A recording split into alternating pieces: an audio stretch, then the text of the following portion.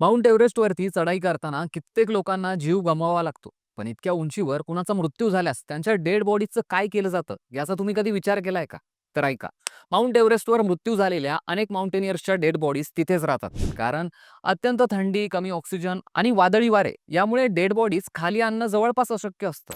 हा भाग death zone म्हणून ओळखला जातो. आणि तसंही एक मृतदेह खाली आणण्यासाठी 8 ते 10 शेर्पा गाईड्सची गरज लागते आणि यात त्यांचाही जीव धोक्यात येऊ शकतो. एक डेड बॉडी खाली आणण्याचा खर्च $30,000 ते $50,000 म्हणजे जवळपास 30 ते 40 लाख रुपये इतका असतो. आणि त्यामुळे फॅमिली किंवा इन्शुरन्स कंपन्या यांना तो उचलणं शक्य नसतं. त्यामुळे आजपर्यंत एव्हरेस्टवर 250 पेक्षा जास्त डेड बॉडीज तशाच पडलेल्या आहेत.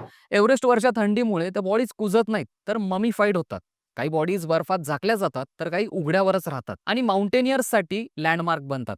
उदाहरणार्थ ग्रीन बूट्स नावाची एक बॉडी, ही बॉडी 1996 पासून कित्येकांसाठी लँडमार्क बनली आहे. ही बॉडी शेवांग पालजोर या माउंटेनियरची आहे. त्याच्या हिरव्या रंगाच्या बुटावरनं ही बॉडी ओळखली जाते आणि म्हणूनच याला ग्रीन बूट्स असं नाव पडलंय. अजून एक बॉडी आहे जिचं नाव आहे स्लीपिंग ब्युटी. स्थानिक शेर्पा या बॉडीज हलवणं अशुभ मानतात आणि त्यामुळे बॉडीज या तिथे सोडल्या जातात. तुम्हाला ही माहिती कशी वाटली? कमेंट करून नक्की सांगा.